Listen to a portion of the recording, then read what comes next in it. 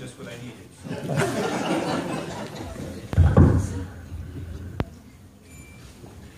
Happy True Parents Day, everyone, once again. Happy Parents Day.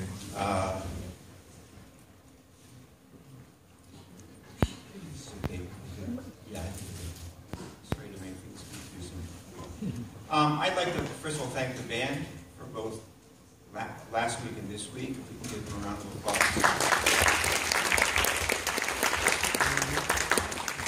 Several of the songs were personal requests, and I appreciate that. You all did that. It takes me back, so to speak. I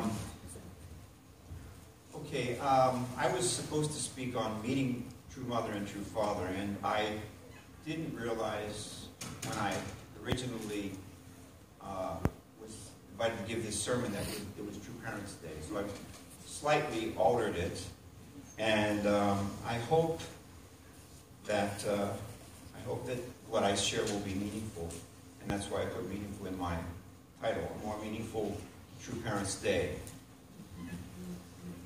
If we, well, first of all, is anybody here for the first time? Just out of curiosity. Okay, welcome. The central to Unification Church is the ideal of the family. And central to the ideal of the family is the role that parents are meant to play within the context of the family. And there have been many great families in history. There have been many great parents in history. History is filled with wonderful stories about what parents have been able to do for their children. However, ideal parents, we feel, have never really been able to be realized on earth until today, for a whole series of reasons. That doesn't take away for all the great things that parents have done historically, but ideal parents have not been able to come until this time, we believe.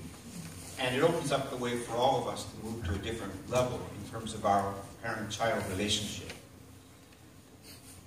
We feel that Reverend Moon and his spouse, Mrs. Hakjahan, they came with that parental role, if you will. And we differentiate between Reverend Moon's work and the work of Jesus. Jesus came as the Messiah 2,000 years ago. He came to open up the way to the establishment of the kingdom of God. It's our belief that Reverend Moon was called by Jesus to complete that mission, and particularly to go into this realm of parenthood and to show the way that finally we can transform our world. The fundamental problem in our world is the fact that humankind has never reached full maturity. And because we haven't reached our full maturity, we've never been able to give the full parental love to our children that they deserve. So there's been some limitation in all of us, in all of our character across history. And specifically, the role of Reverend Moon is to help us to address that gap. So, Jesus we know as Lord and Master, but Reverend Moon, we refer to him always as Father. I already mentioned, but I'm going to repeat, this is True Parents Day. This is the day when we celebrate Reverend Moon's achievements. True Parents Day was declared on March 1st, 1960. In our Unification Church, it's our first holy day. It's the pivotal holy day, because from there, everything else develops. And Parents' Day was celebrated before true parents had even any children. They had not had children. And the relationship between true parents and the public, basically, and their members, that was the original relationship between parent and child. So virtually all of us in this room, we are the spiritual children of several people who were there when True Parents Day was first established. I'm talking about people such as Dr. Youngland Kim, talking about Mr. Sang-Wook Che, who pioneered the Japanese movement and also was very crucial in California for the developments of things there. Talking about Dr. Bo-Hee Pak on the East Coast, and I'm also talking about Dr. David S.C. Kim and his work in Oregon and in the East Coast of the United States as well. So we all owe our spiritual birth to those forebears who made it possible for us to join and who witnessed to us or to our spiritual parents.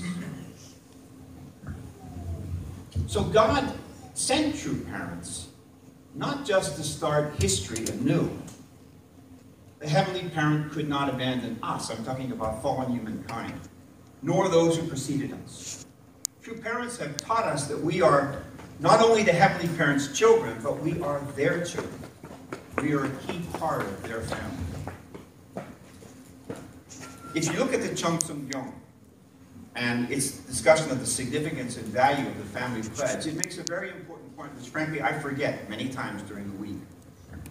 Father said to us, I have not asked you to recite the family pledge, which is a central prayer, if you will. It's like our Apostles' Creed in some way, for those of you who are Christians, that we offer every week. I have not asked you to recite the family pledge centering on my family. You must offer the pledge centering on our family. That is on behalf of all families. Everyone is equal. I, Reverend Moon, make this pledge representing our family. That is on behalf of all families. So when we offer pledge, it's easy to think our family, my wife Alexa, my children, no, it's not about that. It's about all of us. Our family. We are all part of a common family and under the tutelage of the true parents. So I'm going to be a little risky today, and I want to talk something about bonding with true parents and what it means for us to bond with true parents, particularly on this day as we celebrate Parents' Day. When we talk about bonding with true parents or with parents, if we read, if we read books regarding maternity, regarding parenthood, we talk about a number of different stages in life. There's the prenatal stage. There are the birth pangs of birth, which mothers go through, but honestly, which fathers go through as well. Not on the same level, but we go through quite a bit ourselves. When you have to witness that and have to prepare for it, and going to Lamaze and all these other things, it's a lot. Right? It's a lot. Also, that first encounter between parents and children, raising our children, and finally, the marriage of each of our children. So that prenatal stage, there are all kinds of things that we do. We don't know what kind of child we're going to have. Many times we don't even know if the child is male or female. We don't know if the child's going to be beautiful or ugly. We don't know anything at all. And we don't know about their personality. Are they going to get along with us? Or are we going to be constantly arguing with each other? We don't know any of those things when we have a child. None of those things are predictable. And that was true for true father as well. When he thought not just about his own children, but when he thought about each and every one of us and prepared for each and every one of us. There are a number of times in Father's life. Probably the first of those times is when Father was sentenced to prison in Pyongyang. And he talked about when he went to prison, he wasn't sad because he was already thinking about the wonderful kinds of people that he was going to meet in that prison. That prenatal stage, already thinking, he didn't know what kind of people they were going to be, what kind of personalities, but already from that stage, he was thinking about them. And likewise, when Father went to Danbury, before he went to Danbury, he was thinking about the kinds of people that he would meet while he was in Danbury. People like Larry and Teresa Avola. Anybody remember meeting them? They served together with Father.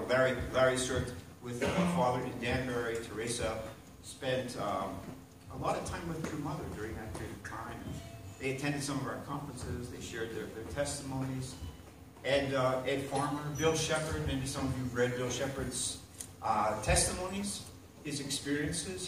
He felt called when he was there in prison. Somehow, in the same way that like an evangelist felt called, he felt called to sit down and start to write about our true father's life. So I want to talk a little bit about that actually this morning. So that prenatal stage, Just as Father bonded, waiting to meet those prisoners, he surely bonded, waiting to meet all of us, expecting what it was going to be like. And we'll talk a little bit more about how that was manifested. Several times Father talked about the meaning of what we have to do, is we have to connect to that part of life. He said, since you cannot go back to the womb of the mother, what you should do is become one with the teacher's children. During 3 years, you must be in the position of a baby in the womb. By doing this today, centering on these 3 stages, make the condition to be a baby in the womb, eating and living together. Mother also ate barley for 3 years while you were eating barley. This was in the early days before the birth of the first of true parents' physical children. As you did activities, she also did the conditions. Yejin and Hyojin, as babies, were born eating barley. In other words, mother lived with the same heart as you. Now you were born of the womb as king, in order to be in the position to love mother and the true children. So we have to go through that process, if you will. Father and mother thought about us. They didn't know who we were going to be necessarily. Maybe in some cases they did, but they thought about us. And we have to think about that time when they thought about us and waited for us to come. And the pangs of birth, we already know what a woman goes through at the moment when she has to give birth to a child, particularly for the first time. But Father also went through birth pangs. And one of the examples that we have, or reminders of that, are from those early days when Father went to Danbury. And I want to just share a few things about some people that Father met in Danbury and what he shared with them. These are from Bill Shepherd's diaries. This was Christmas morning, December 25th, 1984. Father woke up at about 6 a.m. He was sitting in the dining hall, this is in Danbury prison, eating breakfast with me and 2 other inmates, Louis and Frankie. The 3 of us inmates engaged in small talk while Father ate and listened. Louis said to me that he just cannot understand how some people are so stupid, so dense that they just cannot comprehend anything. I can just imagine this. He's got the really strong New York accent. People are so stupid. Anyway, saying this in front of Father, you know. He said that he has always had trouble even being in the company of people like that. Louis was referring to someone that Father and I know. I said, Louis, why talk with, this is Bill Shepherd. I said, Louis, why talk with me about it when you can ask the man, Father, directly? He's sitting right here.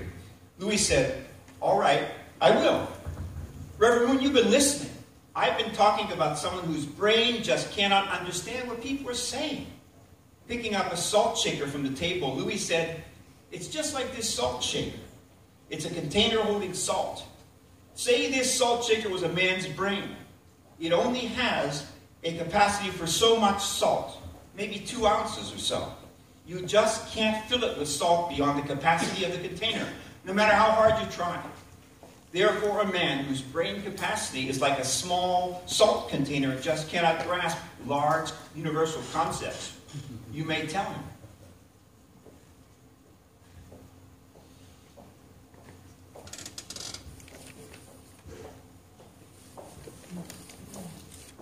Feeling confident he had made his point, Louis firmly put the salt shaker down on the table in front of Father, as if to punctuate the sentence.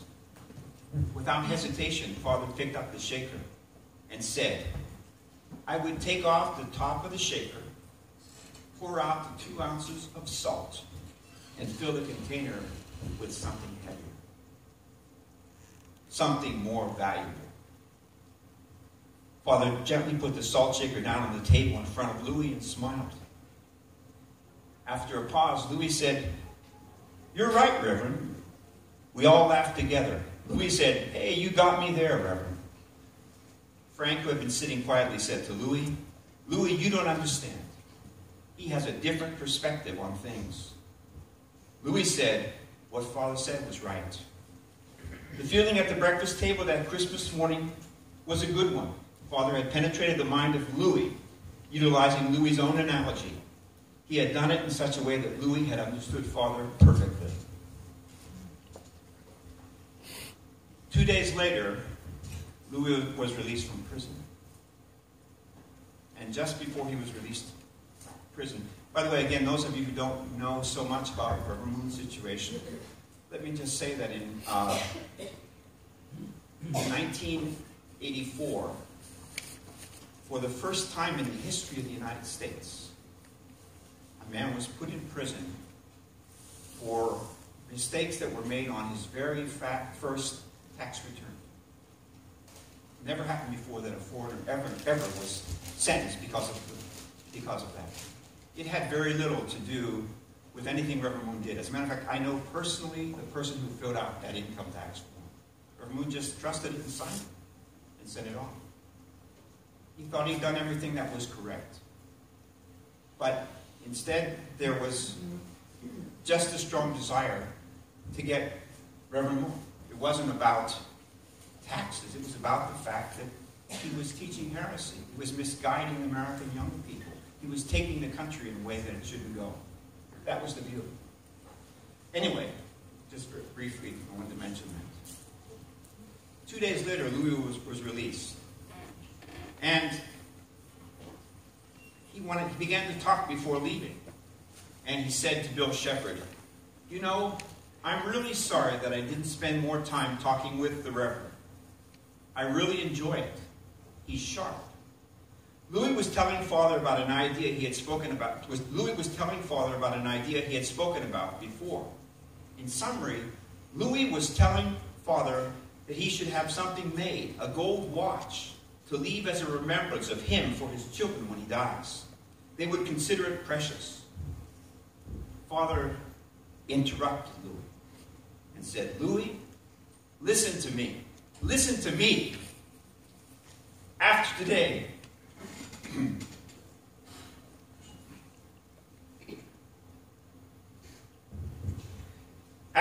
we will be separated. Is that not so?"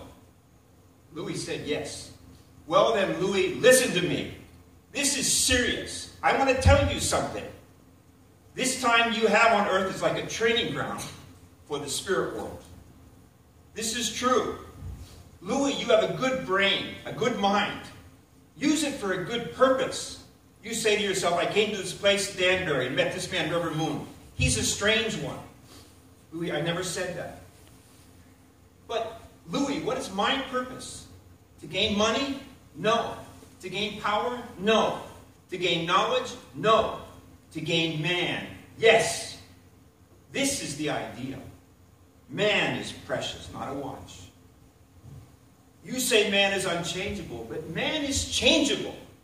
Man can be worked on to be righteous, truly righteous. Man is precious, historical, forever. This is something worth leaving. This is a good foundation, not a watch.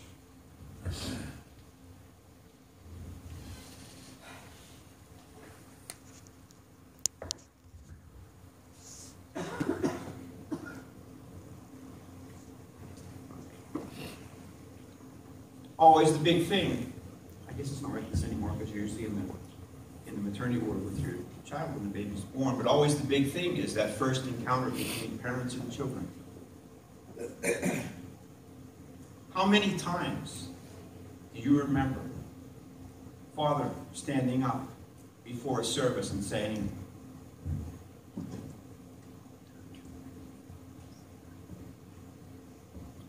how many of you are seeing me for the first time? Father wanted to see those people.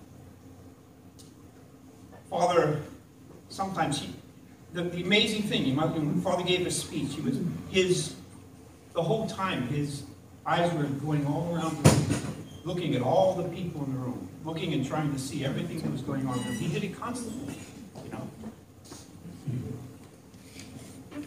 I had an experience one Sunday. It was so embarrassing because I was sitting in the front and Father just, he kept telling me what I was thinking about.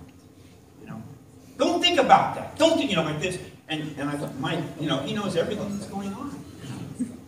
He knows everything that's going on.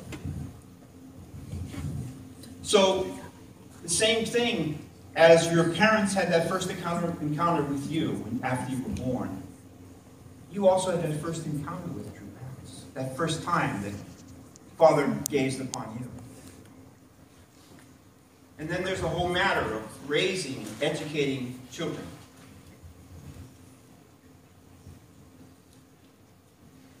So many things that we did. What do you do normally when you're a parent? Well, you have to prepare. You have to send your children to school. You have to find a way to be able to do that. You want to try to give them a good moral education. You want to try to walk them through life. How much of that did True Father do with each of us? What was the formula course about? Even if we didn't complete it, what was it about? It was an education in order to be able to become in True Parents' image. And so many amazing things over the years. So many stories that we all must have, but I'm just going to share a couple very quickly here. There was one brother in our church, I'm not going to say his name because he's still around. A brilliant person, but a person with very, very severe social limitations. Very severe. Basically, if you're around that person, you feel uncomfortable, and just very, very difficult to be able to do anything.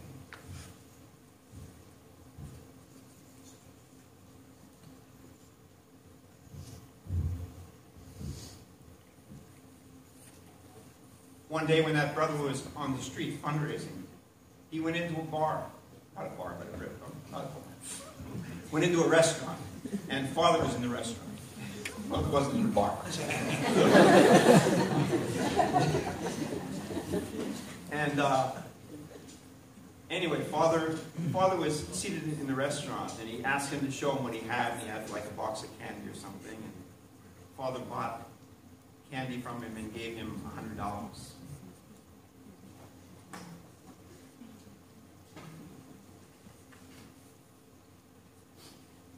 And said, your fundraising is very precious to God. Your fundraising is very precious to God.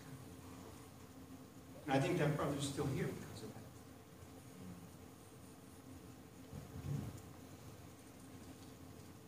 I was at the Father's table one morning. These are just simple things. At the table one morning, there was a person sitting there, and he goes, how old are you? And the brother said, I'm 47 years old. And Father goes, that's a great age. And another time with another brother. And he asked the person, what's your name? And the brother said his name. And he said, that's a great name. Just tiny things that can really uplift and give hope to a person. And Father did so much of that, poured out so much of his heart, raising us as his children. Here in America, in Japan, and in Korea, day after day after day. People that experience Father's love are transformed. I'd like to read this final testimony from Bill Shepherd. December 18th, 1984. Today is commissary day at Danbury. As has been their custom, Father and Larry Shabal, go to the commissary and purchase various items. Sometimes Father purchased things, and sometimes Larry purchased things. This Tuesday, Larry went to the commissary in the afternoon prior to dinner. He put the items in a paper bag and left the bag in their cubicle, intending to put things away after eating dinner. Then Father and Larry went to dinner together. Upon returning from dinner, Larry realized, this is Danbury, Larry realized that someone had stolen the bag of commissary from the cubicle. Larry did not tell Father of this theft right away, and he did not know that Father had realized what had happened. Larry came to me explaining what had happened. He said that he didn't want to tell Father of the theft and possibly hurt Father's feelings. We decided to tell Father together, since Father has said The truth is the most powerful and best way. Larry and I returned to the cubicle and sat with Father, who was reading the Bible at the time. When Father was told that apparently someone had stolen the bag of commissary, he said immediately, it was a good present for someone, and added, someone needed it, took it, and they're welcome to have it. I left the cubicle and spoke to a number of the people about the theft. Upon hearing what had happened, almost every prisoner was upset, especially since we all know that when Father buys items from the commissary, he gives almost all of it away to the other prisoners. Many people who heard this news were at first angry at whoever would do such a thing, especially to Father. Within a short time, people began to come to Father with commissary items of their own.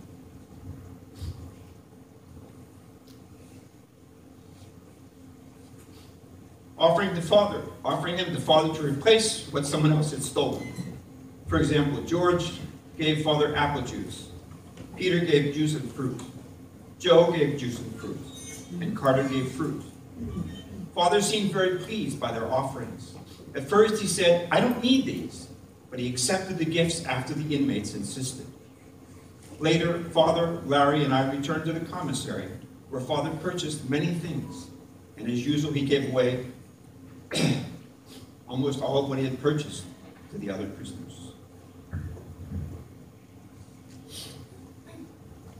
And finally, at the end, Father walks his daughter up the aisle, or parents wait for the marriage of their child. And so for so many of us, Father chose our spouse.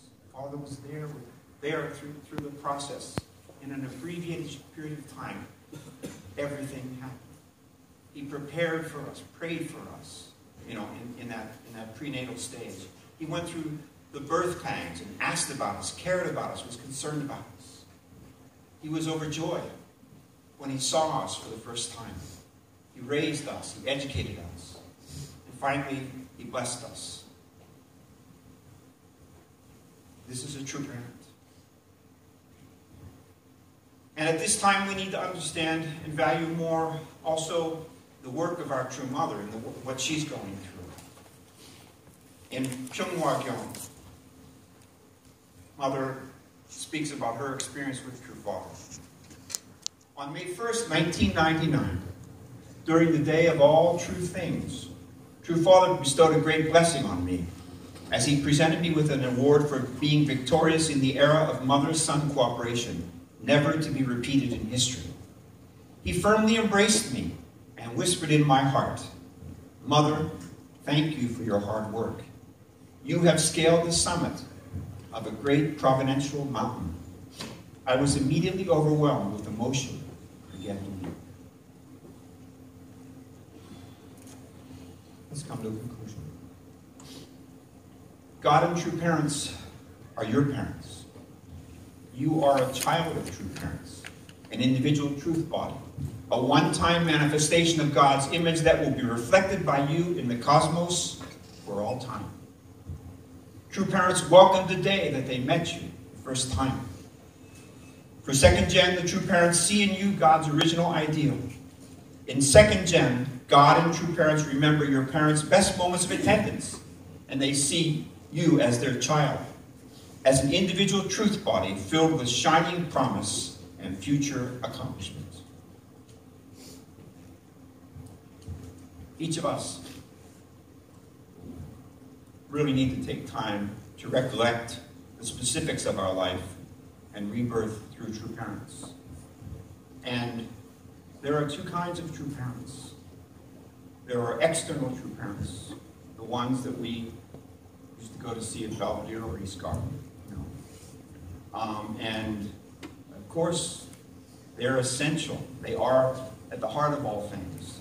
But in our relationship with true parents, even more important is internal true parents. And internal true parents, we meet the true parents through our life course, through the things that we do in our life, through doing something special at a certain point in our life. Suddenly you can have a face-to-face encounter with true parents. It may be a dream, it may be a feeling, it may be an inspiration, It may be a vision. It may be any of those types of things. That is available to all of us.